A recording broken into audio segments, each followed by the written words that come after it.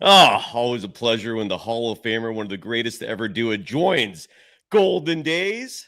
Sir, are you ready to go? Ready to roll. Beautiful. We got a lot to talk about. Let's get into it. This is the Golden Days. They always find something to nitpick, and that's because there's expectations for us to win. Leave me alone this summer. Woo! Let's go. In a minute, I'ma need a sentimental man or woman to pump me up.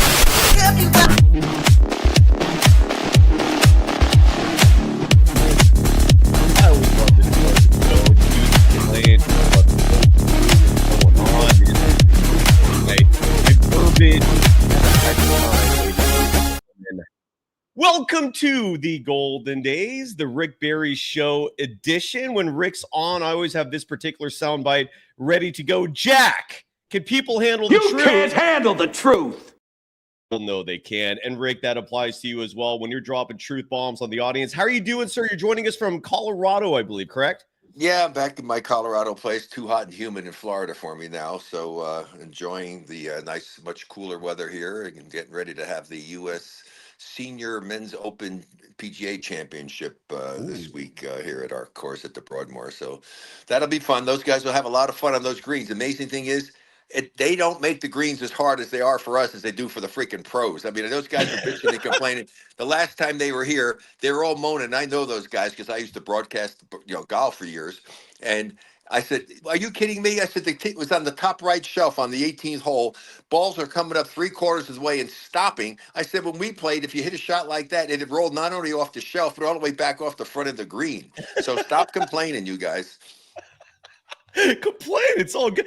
I've been reading reports. California has been warm, but we're not experiencing a heat wave, at least not necessarily. But I'm seeing in the news that a lot of the country is in this swath of baking heat. Is Colorado included? Are you doing okay over there? Well, no, it got hot. It got up to almost 100 degrees the other day. But here's the beauty: it cools off at night all the time. Exactly. And the house that I have here. The house is actually in the basement, so it's underground.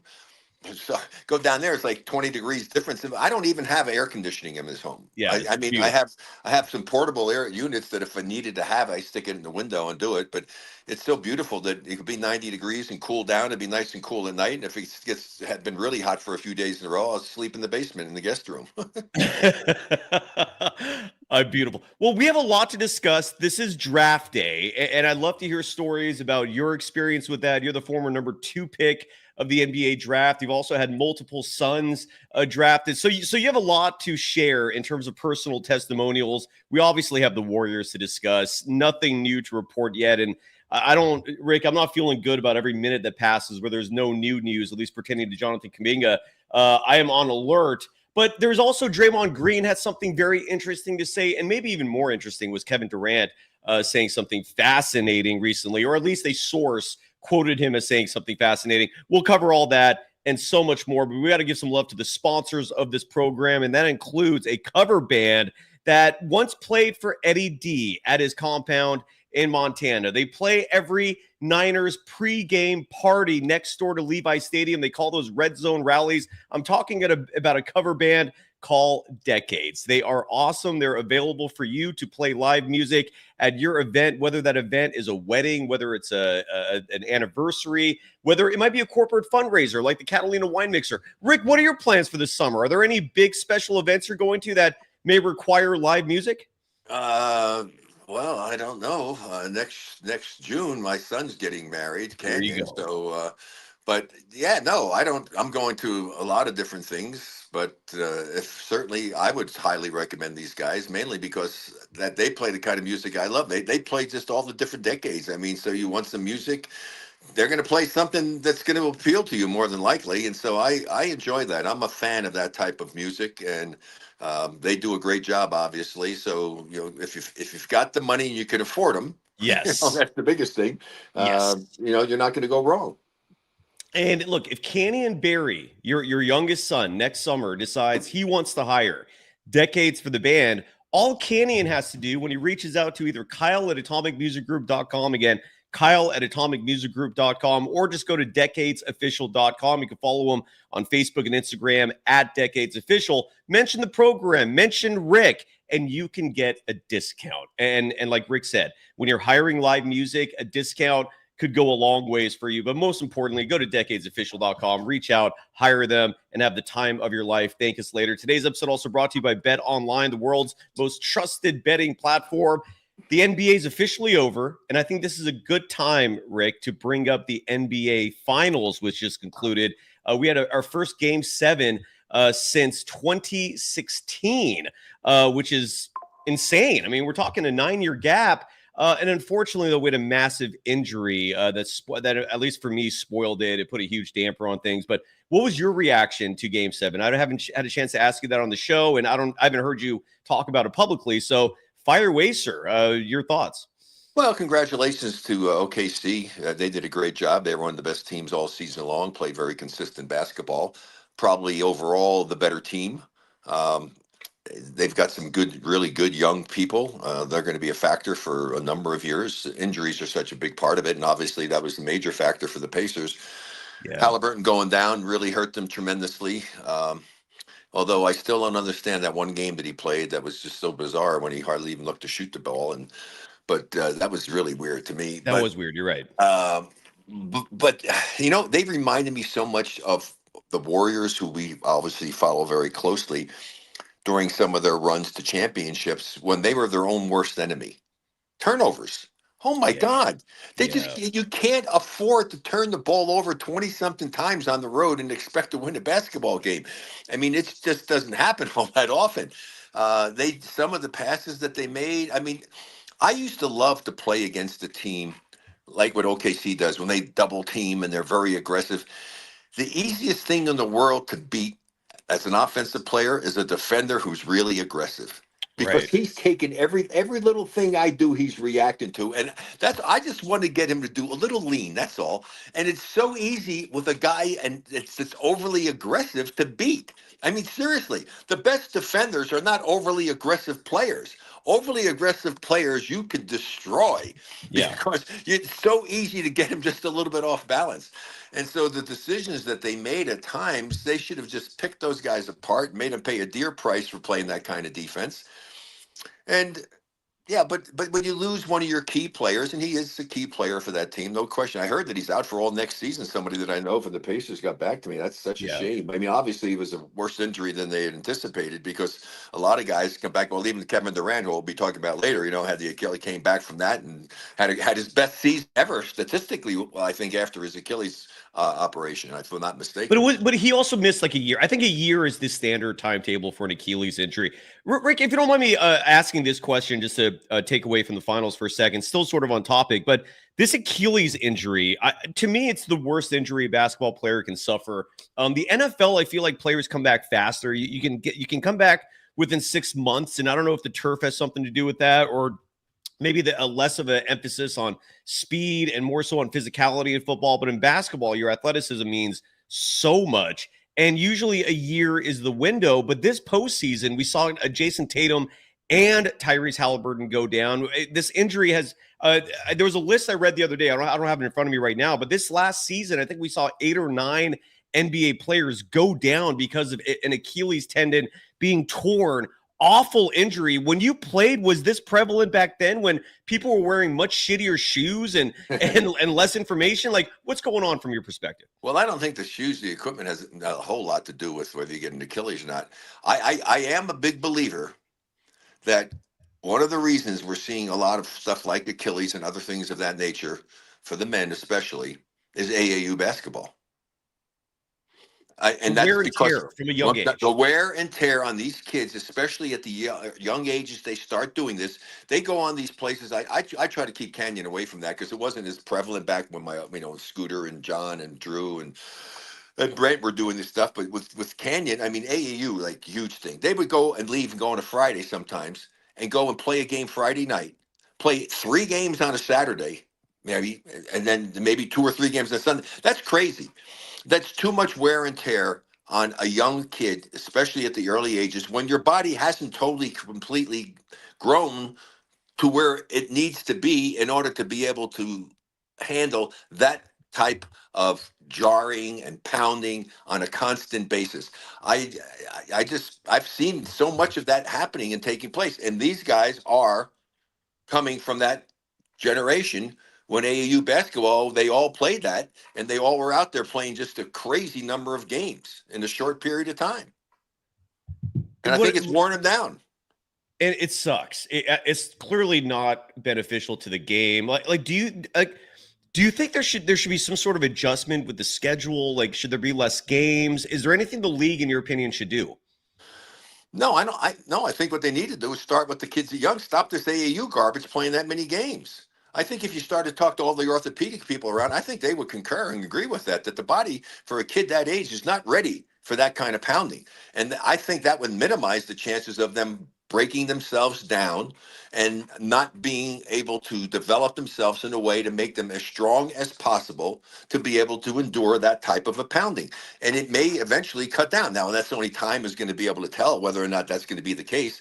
But I really believe it's a major factor. I really do think that's true. I really do. And that's too many games. I'm sorry. Come on, 6-7 games over, let's say 1, 2, not even 2 days. Not even 2 days. Like on a Friday night to a Saturday, Sunday afternoon, they could conceivably sometimes be playing 7 games. And Zach Schmel's bringing up a good point. Sophia Jones, who joins me every Monday, she echoed the exact same sentiments you did, sir, and she's in her early 20s. So he was highlighting Sophia's brilliance. I don't know if you two had a chance to meet yet. She's awesome, and maybe we'll do that at some point. But yeah, regardless, this is it's a travesty that we're losing star power in the NBA. I mean, Halliburton done for next year, Jason Tatum done for next year, Damian Lillard, someone in the chat brought up as well. Likely done for all of next year. This isn't good for the game to see your star players go down like this. I think if there's one safe thing to say, Rick, I don't know if you agree with me on this or not, but I don't think people are going to be pushing it anymore when they're dealing with lower leg extremity type injuries, whether it's a calf, an ankle. I think you're going to see a lot more caution now, not being thrown to the wind, because that's what happened with a lot of these players. They were fighting through these things. What do you think? Will it continue? Am I off base here? I think you're right about the fact. I think the fact that he had an Achilles, I think it was on the same leg that he had his calf was bothering him. And so you overcompensate, you do things differently, and you put a little bit more strain. You're not having the strength of the calf because the calf has been injured a little bit. So maybe that's not protecting it. I know I'm not a medical expert, but I that could conceivably have been an issue. But yeah, you can see now why the NBA wants to cut back on the minutes on guys, and you have the load management, which I'm sorry, I don't think I could ever be happy with load. I love playing basketball. I hated it when I didn't get to play. Yeah. As I told people, I hate it when we were blowing people out. I was happy for the bench guys to get a chance to play, but hell, I wasn't going to get to play. I love playing. That's what you love, the game. You want to play. And yes, so sir. now, if anybody plays and averages more than 36 minutes a game, that's a lot. I don't think there's that many guys that average over 30, which is 3/4 of the game. So they're trying to cut back on that, but it's not the factor of how much they're playing and all, and the increase. They get so high, they jump so high, and then now you got to come down from, 1.5 feet higher than you normally would have. I didn't have that problem, but the biggest thing is I think it's the breaking down of it at the young age. I really do believe that winds up paying a price down the road, is that your body never really gets as strong and as developed as it should be. And especially with the technology they have today, it's unbelievable. Back when I played, folks, I had nothing, zero. I didn't have anything. No one helped me. I had to show up ready to play at training camp, which were 2-a-day workouts and stuff. I didn't have a strength coach, a agility coach, a dietitian. I didn't have stuff to drink before we worked out. I didn't have stuff to drink after we worked out. They ask you, what sport are you playing? It's so sophisticated. Name the sport, name the position in a team sport, and they have a special workout routine for every single one of them. Yes, it's not like you just go out and go lifting at the gym. No, you have to lift specifically for the sport that you play and the muscles you need to develop in the best way possible. So these guys have so much at their disposal. That's why I go crazy when people say that, guys in my era and stuff, that we couldn't play in today's game. Bullshit. We would Yeah. be so much better than we were back when we played, because I'd be faster, stronger, quicker, more endurance, jump higher. I say this all the time, and I'm probably like a broken record, which I'm going to be for the rest of my life, because it's the truth. As great as Will Chamberlain was, as great as Oscar Robertson was, as great as Walt Frazier and all the guys, you can start mentioning guys forever, Bill Russell, whoever, we all would be better. Way better. You know what these young stop people comparing this. Stop comparing eras and stuff to do it. It's just ridiculous. And stop. Well, Tim Hardaway, a fellow Warriors legend, sir, was on the show last week, and he said the same thing. And he was recently on Gilbert Arenas' program and was setting it straight for a lot of the younger players who, Rick, as you've said, you can't handle the truth. They can't handle it, and that's part of it. Different eras does not mean, just because there are different eras doesn't mean that the quality was less in those days. It's asinine for people to pretend that it was easier back in your day. Rick, I want to share this meme real fast as we wrap up. We're technically still in the BetOnline ad read. I want to share a meme, and I think this meme is applicable if you are especially a basketball junkie. The John Cena part of it has nothing to do with it other than he's looking really depressed because we're officially at that point in the calendar year. It's, for some, myself included, the most depressing stretch of the year for sports fans. We have over 2 months until the NFL season starts, 106 days until NHL hockey. I think this was posted 2 days ago. So we have, I believe, approximately 118 days until NBA basketball is back. This part of the year sucks. Now the good news is if you love betting with BetOnline, there's still baseball, there's still UFC, we've got tennis, you've got golf. So there's still stuff to bet on with BetOnline. The game starts here. Is this the most depressing part of the year for you, Rick, in terms of sports fandom, or does it not matter to you? I don't get depressed. Life is too good to be depressed. I mean, if you're depressed, it's your own fault because you have control of that. I mean, I feel sorry for people who get depressed, but that's just because they don't have the ability to control what's going on in their life, and they allow things of a negative nature to affect them in a very, very sad way. And that's just the case. They just don't have the mental toughness, I guess, to be able to fight through that, because that's your decision. I mean, it's not like there's something out there that all of a sudden something happens that's going to cause depression. No, what causes depression is how you deal with it. That's all true. I don't want to diminish like mental health because some people do have serious issues. No, and also they do. But I'm saying, yeah. But the problem is that mentally they don't have the capacity and the ability to be able to do what's necessary in order to prevent that from happening. So, right. And I feel sorry for those people. I really and truly do. I mean, it's part of it. It is part of life. But the bottom line is, yes, they are lacking in a certain area that would enable them to fight that off and not have to deal with that issue. And folks, just to add to that, if you're ever in a very down spot, get help. Don't be afraid to seek help, because I do agree with you with this, Rick. You can find assistance out there, whether it's social networks, whether it's medical help, but seek help. I especially if you've experienced like a trauma, like a loss, something like that. But I do hear you, Rick. It's unfortunate that some people can't fight out of it, can't find a healthy state of mind to be in.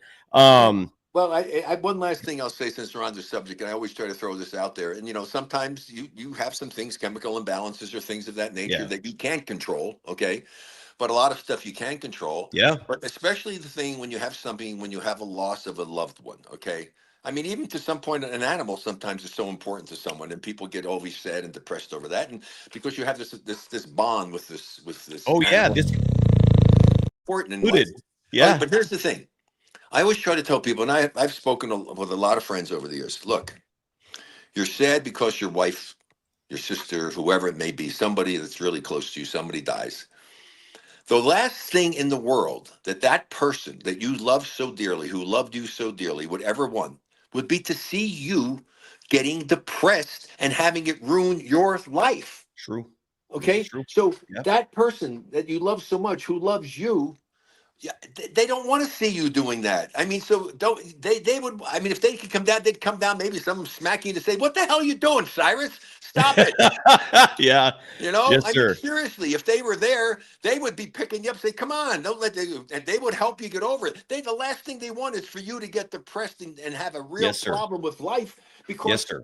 they left your life. So just think about it that way. Do it for them, if not for yourself. And that is some sound advice, sir. You're absolutely right. And I don't know how to transition from that to Kevin Durant, other than maybe I'm guessing Kevin Durant sometimes struggles with issues like everybody does. We're all human. But I bring up Kevin Durant because he didn't say something himself per se, but a reporter named Logan Murdoch, who I sort of know. He used to be a beat reporter for the I forgot who he was writing for. I think it was NBC Sports Bay Area, but he was a Warriors beat reporter once upon a time. He's writing for the Ringer now. Interesting character. Certain individuals behind the scenes in the media industry have their opinions about him. I don't know him that well, so I don't really have any opinions about him per se myself. But he did write something which I think is fascinating and which may finally answer, Rick, a question that you've had for nearly 5 years now, which is why the hell did Kevin Durant leave this incredible situation? And we've never gotten a clear answer on it. It's always been speculation. It's always been, the assumption was that he didn't want to play second fiddle to Stephen Curry. And maybe that assumption does have truth to it, but bigger picture, according to Logan Murdoch, and I'm going to read what he wrote verbatim, and then Rick, I'd love to get your thoughts on this. Here's what Logan Murdoch wrote about Kevin Durant. Logan Murdoch of the Ringer, quote, Durant's exit from the Bay Area arguably had more to do with his issues with Steve Kerr than any shouting match with Green. Durant repeatedly complained both publicly and privately about Kerr's offensive principles during his final season with the Warriors, and he continued to do so even after he left for Brooklyn. The two have since reconciled, but league sources identify Kerr as among the reasons Durant opted not to return to Golden State at the trade deadline, unquote. Your thoughts, sir, because that's a big quote, big piece of information. Yeah, but it's there's still a lot of holes there, that answers that are not being given as to what the hell does that mean? What problems did he have with the offense? I'd like to hear a little bit more about it. I mean, what is the problem? The guy came here. He had the MVP, two-time MVP of the league, willing to allow him to be the guy and become the MVP of the league. And I guess he's talking about the love that somebody had. So what? I mean, come on. You're playing on a team with such great players. One of the greatest teams, possibly, the runs that they had in the history of the league, could have been even better had he stayed. I mean, that's like dying and going to heaven as an athlete, to be on a team that has so many great players that you don't have to do it all but you're on your own. I mean, I know what the experience was like to be on our team, and we just had such a great group of people. It was a totally different scenario. I mean, we didn't have any, super name players and, guys that were great. We had a great, unbelievable, two outstanding rookies. One great one, rookie of the year, was Keith Welch, Jamal Wilkes. And then a few older veteran players picked up Bill Bridges later, Jeff Mullins, but a bunch of other guys who were just really good people, good players, role players, who played their roles to the nth degree and just played like a team is supposed to play, rooting, cheering for one another, getting the job done, putting everything you have on the line, whether it's 2 minutes or 20 minutes. And that's a great experience. But when you have that same similarity, because our teams were so similar. I remember writing an article, and I was writing for either the Examiner or the Chronicle back in those days, how the similarities between the Warriors' first championship team and ours were just incredible. I mean, the two people, like, was Jamal Wilkes and myself. It was Steph Curry and Clay. Points-wise, how many points they got. The centers, what the centers were doing, George Johnson and Clifford Ray. I mean, the number of players. He was going deep. He was playing more than 7 guys or more. And so the similarities were great. But the thing is, you had players that were definitely, some of them, of higher caliber. And to bring in a guy like Durant, when he came, I talked about it. I said, oh, my God, he's going to become a better player, which he did. Coming to the Warriors, he can say all he wants about not liking the offense in that last year or whatever it was. But playing for the Warriors helped make Kevin Durant a much better basketball player. He was not an assist guy. And all of a sudden, he's getting 5-6 assists a game, playing in that system, making it a lot easier. Didn't have to work as hard. I think he got a lot of easier shots.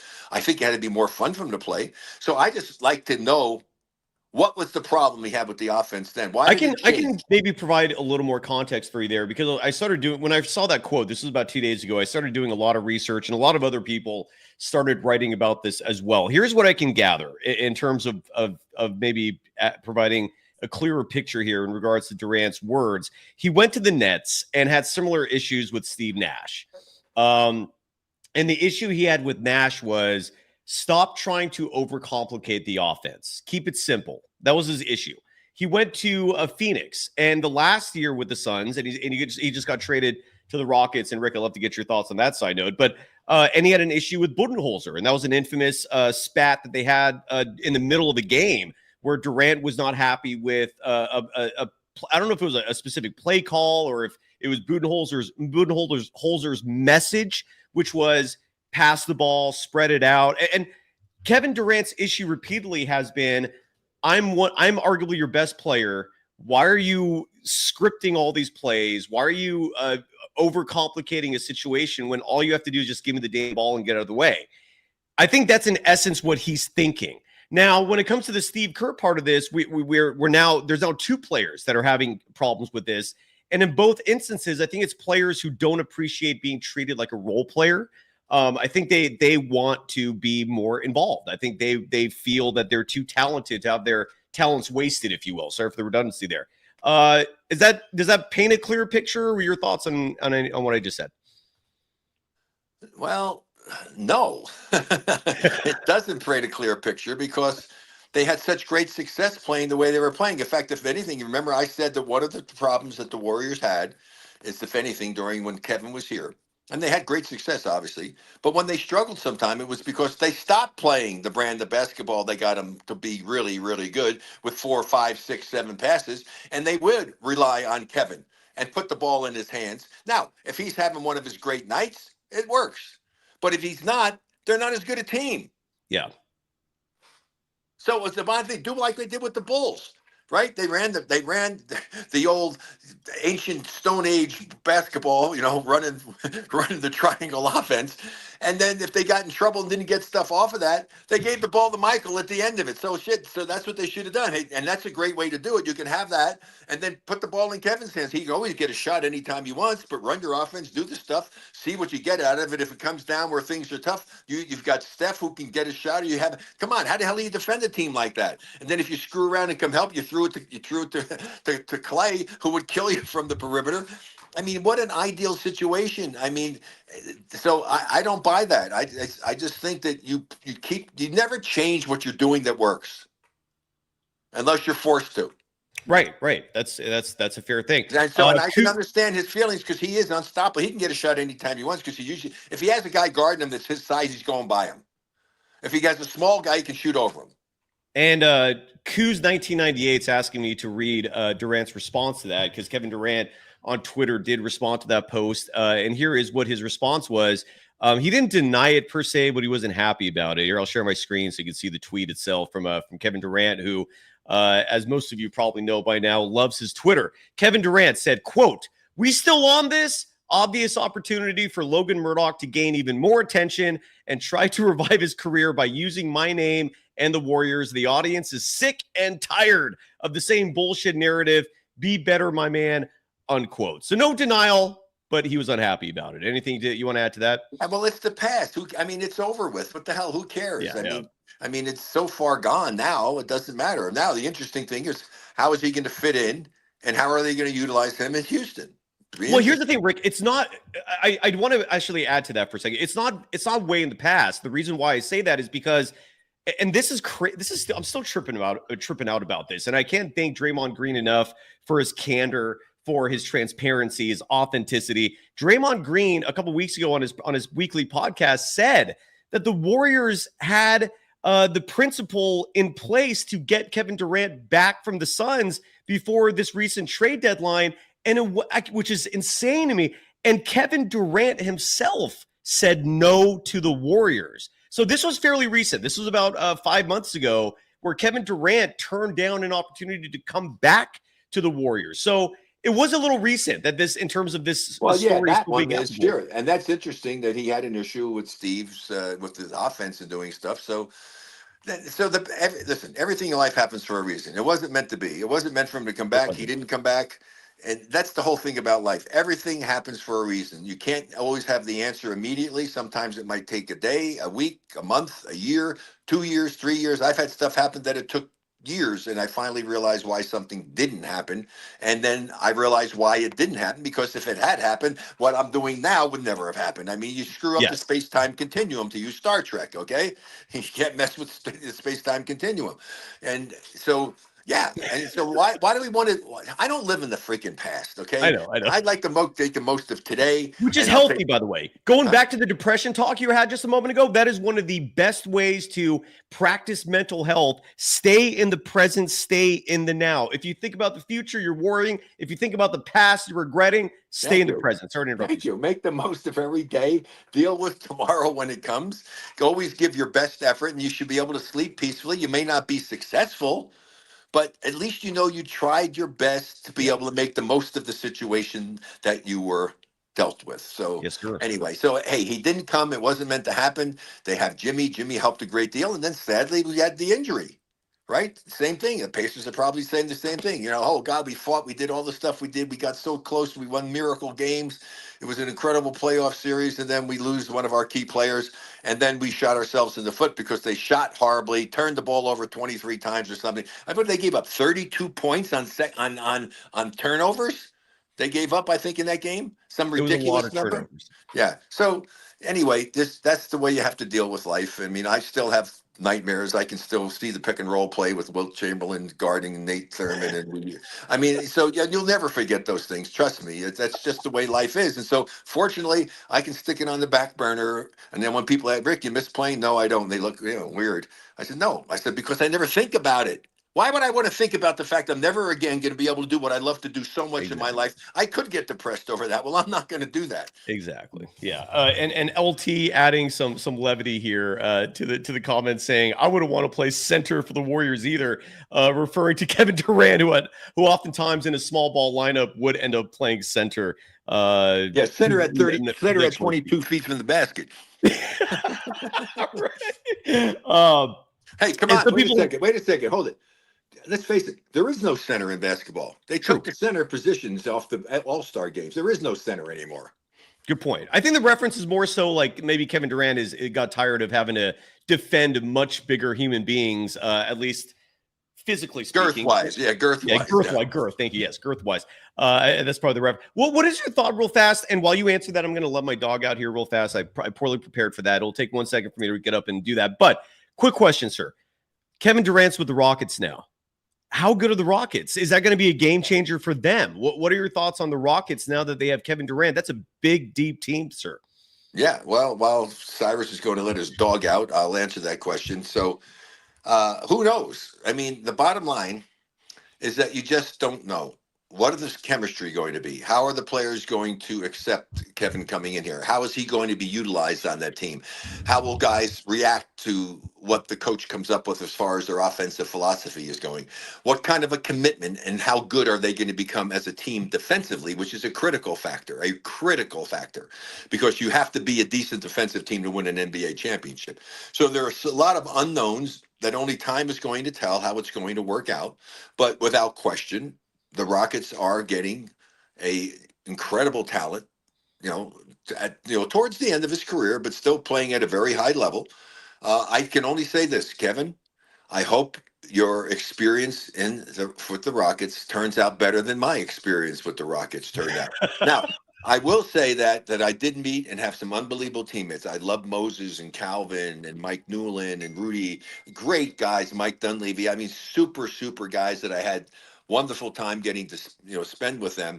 The experience as the team itself was not great. Some of the biggest waste of talent that I've ever been on a team in my life, not utilized properly. And I hope that his experience with the Rockets turns out to be far better than what mine was. Well, who was your head coach during your Rockets tenure? Tom Naselke and Del Harris were two. There you go. And I'll leave it with this on the Rocket side of things. The Ime Udoka, their head coach, implemented these massively huge lineups against the Warriors in their first round series, where we had Alperen Şengün, Jabari Smith, and Steven Adams on the court together. It was crazy that he was implementing that. And then you sometimes saw Amen Thompson on the court with him. He stands 6'7", 6'8". Could you imagine the fifth player in a lineup like that being Kevin Durant? Like Rick, Is that as crazy as it sounds to me, or can smaller NBA players circumvent size like that? Well, it's kind of fun because usually on most teams that I was at, just for fun, you a lot of times would have a scrimmage and you'd play the bigs against the smalls. How'd that go? Just to see how that would work out. Well, it depended on how good your smalls were, but you certainly had the quickness. You certainly be able to get shots off. But then you got guys back protecting the rim, so it's a little bit of a conundrum. But I don't blame him for experimenting and they're trying to see how it worked. I Yeah. mean, you can't always just stick yourself in a freaking box and stay there. You got to think outside of the box. You got to be willing to try new and different things. And so if you had the personnel, certainly it's worth an effort to try. It depends upon who you're playing against, Right. and then you make adjustments during the course of the game. That's part of sports, especially in basketball, that I find very intriguing, is the matchups. Who do you have on the floor? How does that matchup working? I mean, you can have a great game plan, but you got to be willing to change it and change it quickly if things aren't going the way you want them. But I like the fact that you're willing to try that and experiment and see how it works.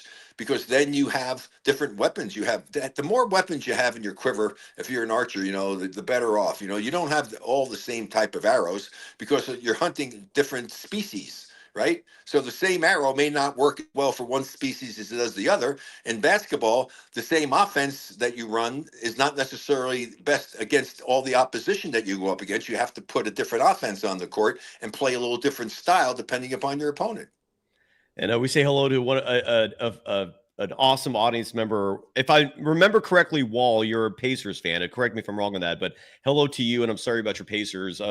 Great effort. You went all the way to Game 7, but now next year you're going to take a year off. I'm sure they'll be relevant still. But Rick, real fast, before I bring up this, play this Draymond soundbite as we slowly start to wrap it up here. The Eastern Conference, I feel like I'm a broken record in saying this time and time and again. It's pathetic. It's weak. It's awful. And I feel like every year it gets worse and worse. Next year, the Eastern Conference is on par with the G League. I know I'm being a little hyperbolic saying that, but look, Cleveland is probably going to run it back now because they won 64 games last year, and the East just got worse. Giannis probably thinks he has a shot now. The Knicks don't even have a head coach yet, but they're suddenly now a legitimate team. But outside of like a handful of squads that would probably stand no chance in hell in the West, they're going to thrive in the East because it's awful. What's your take on this conference? I mean, it's embarrassing. Well, basically, I mean, a lot of it is, injuries are having a big factor on that, especially with Boston, with Tatum. It all comes down to picking the right personnel. I don't care what you can pick the best personnel ever. If you don't have the right person running it, it may not work well for you.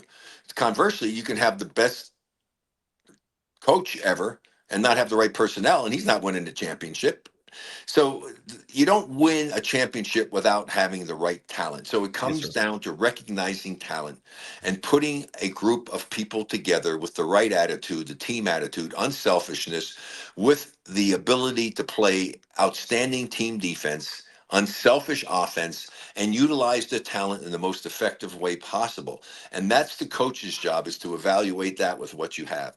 Unfortunately, one side or the other gets screwed up. The general manager takes charge and picks the wrong talent and sometimes the wrong coach. And maybe he's got the right coach and he's got the wrong talent, or you get the right talent, you get the wrong coach. And so the critical element for a GM is to pick first of all, I think if you're going to hire a coach, the coach and the GM, they should sit down and they should collectively discuss the personnel that the coach wants to have. And that's the best way to evaluate whether you fire your coach or not. But to fire a coach because the general manager gives him chicken crap and you say, make chicken salad out of this, and he gets fired because he wasn't able to do it, that's not the coach's fault. Okay. Right. And so the evaluation process, and it's always been that I think that I always talked about in the draft coming up today, is that a lot of GMs out there do what I call I'm going to clean it up, butt protecting. I'd rather use another word. Okay. Say whatever word you want. That's the beauty of the internet. No, seriously, that's what I'm saying. I mean, it is. It's ass protecting, right? So if you, as a general manager, pick a guy who's he's predicted to be a top 15 pick, right? It would take a lot of guts if you're picking sixth to take a guy that's not in the top 15, right? You take him in the top 15, you just protected your ass. Why? He's a bust. Everybody thought this guy was going to really be good, so you're not going to take much heat from that, right? But if you take a guy who's projected to be maybe late first round, second round pick, and you pick it, 5, 10, especially if you're in the lottery. I mean, you take a guy outside of what's predicted to be in the lottery. Now, all of a sudden, you're putting your ass on the line. Yeah. Okay. Yes, and sir. people are going to get after you. That's why I say the coach should have a big say in who they choose for him to be able to coach them. Then you can evaluate what the team is doing based upon the coach having the players that he wanted to have and not really getting them to perform at the level he wants. Now it's on the coach. Yes, sir. Draymond Green was on a program recently, and it's been 3 years now since the Jordan Poole incident. An incident that I every time I think back to that, it's a travesty. Not necessarily because the incident itself happened. I'm not defending Draymond doing what he did, but there is so much evidence out there, anecdotal and otherwise, indicating that this sort of thing happens frequently, regularly in the NBA. I know you said yourself from your experience playing, you didn't witness fights like that behind the scenes. Is that correct? I don't remember us having big, maybe in the course of the game, something happens, boom, boom, boom, but nothing of that nature I ever experienced in all the years that I played. Which is, and again, but I don't know if people will agree with me in this or not. This is subjective. There's no way to prove this right or wrong, but I do maintain that if that clip did not get leaked, the Warriors move on and things go back the way they were. Like things don't change drastically the way they did. That's just my take on it. I could be wrong, but the topic was brought up with Draymond Green. I'll play this soundbite real fast because it's been 3 years and it's crazy that this is still a topic of discussion. And Draymond was asked about the fight with Jordan Poole. Here's Draymond. Best friend, but there could be a day that y'all ain't getting along. Y'all gonna throw hands. You gonna dap up afterwards. We gonna move on. Absolutely. Right. But then when the Jordan Poole situation happens, you're in a different world. And so now everything I've always been, everything I've always known is different today. Age 33, 34, 35, I still learn those lessons. That situation happened. I'm like, all right, cool, we move on. And then when we couldn't, I was like, huh? And for a while, it made me think like, man, this dude nothing like me. Like, because when those things happen, you just move on. But it taught me so much because it taught me, you're right, he may not be like you. He ain't from where you from.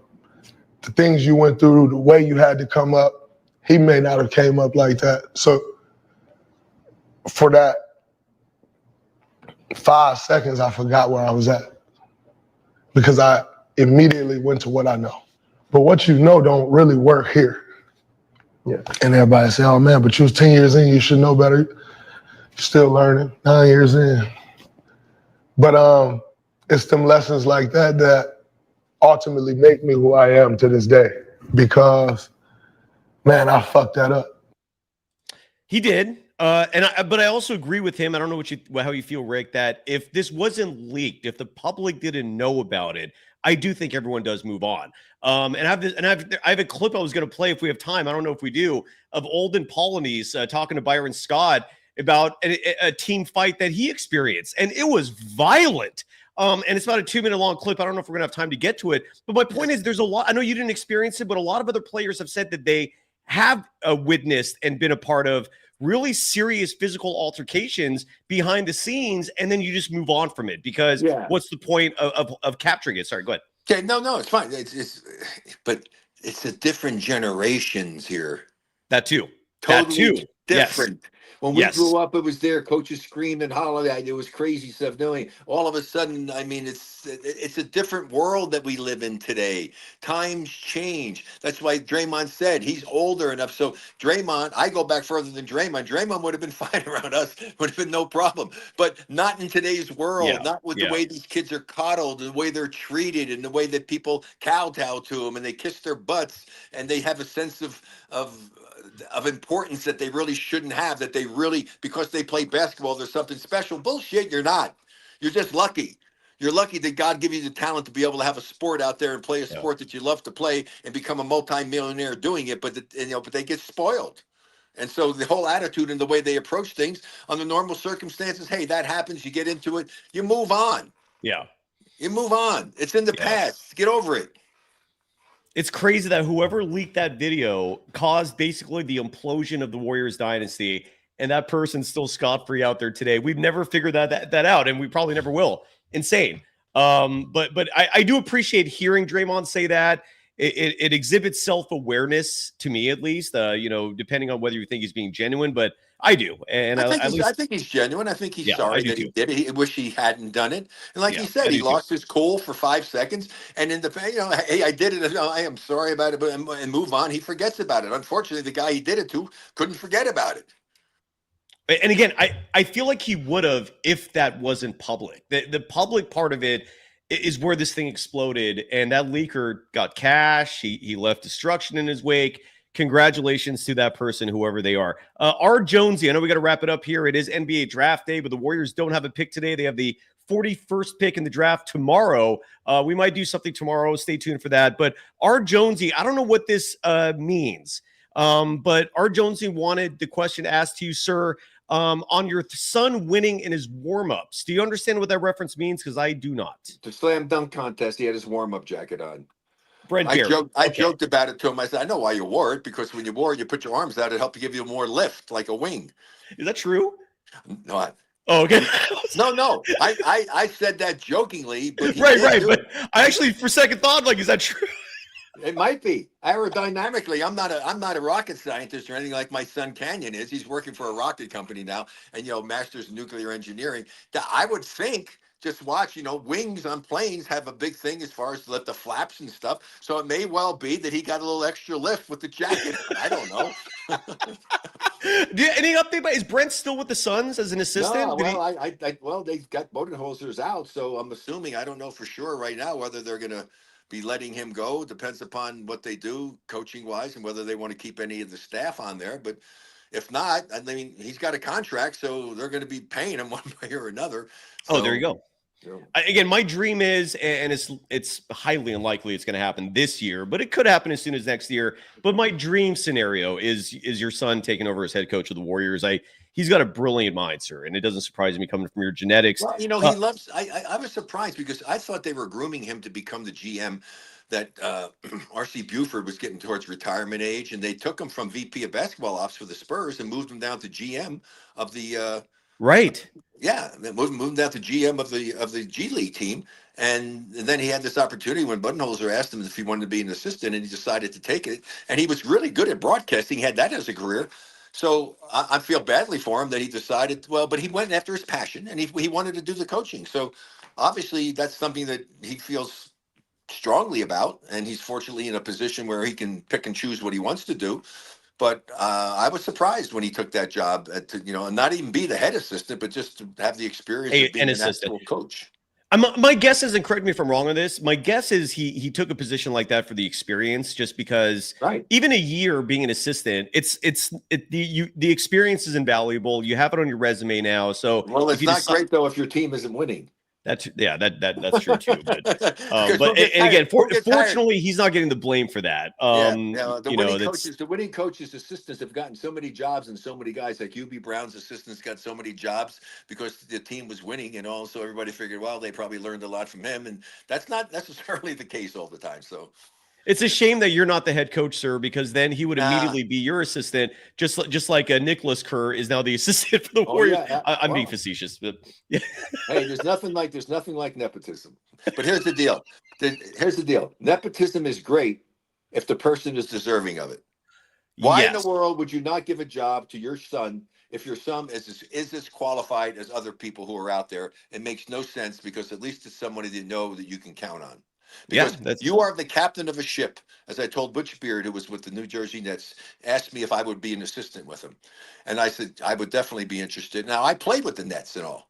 He was denied the ability to hire me as an assistant coach, said he had to hire a former NBA head coach as one of his assistants. I said, Butch, you're in trouble. I said, because you're the captain of the ship. You want your own crew, people you can rely on. The fact that they're telling you to do that, the moment something happens that they're not happy with, this guy's replacing you. And that's what happened.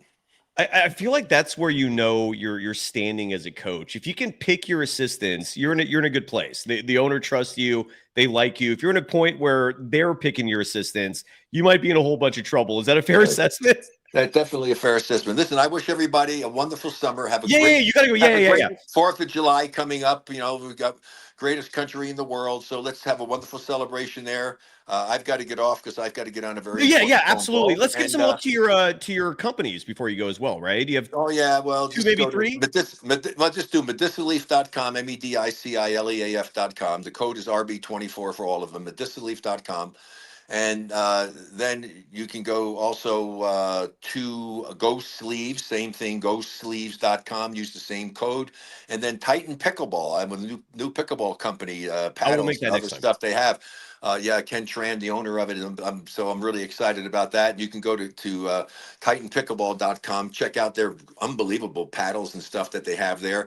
And that would be TPRB would be the code for that. Titan Pickleball RB, Rick Barry. You get a code there as well and save some money. But great in fact, their paddle, that's not their high-end paddle, and in fact, their starting paddle at around $80 is as good as 160 or double the price of a lot of other paddles from a lot of companies. So if you're into pickleball, check them all out. I love it. I love it. Have a great rest of your day, sir. I'm going to end the show playing that clip of Olden Polony so people can hear what it was like for at least some NBA teams with players in the background. We're going to leave the show on that note. Rick, thank you as always, sir. And thank you to the audience. Thank you to everybody for joining us as always. And I will leave you with this clip, and I'll play the close right after it. This was, again, I believe former Byron Scott, former Laker great, former head coach in the league. He hosts a podcast, and he had Olden Polonies on his show one time. And I think this is Olden right here. And he's sharing this story about a fight, a team fight. It involves gambling. It involves fisticuffs. And you hear a story like this, and there are a lot of them. And then you think to yourself, okay, if that Draymond punch did not get leaked, they're moving on. But the moment that thing got public, that's where the humiliation followed. That's where ego really took control of the whole narrative and the situation, and it was over. And the implosion came after that. So it was unfortunate that clip got leaked, because if it didn't, we would have never known about it. And maybe we're hearing about it 20 to 30 years later, like this story. Here's Olden Polonies talking about a crazy fight he was in playing for the Seattle Supersonics. The best fight I've ever seen was when I was with the Seattle Supersonics, and that was between Dale Ellis and Xavier McDaniel. So we always play cards. Okay. You know, every team gambles on the plane. Like before the plane went up, somebody's down $5,000.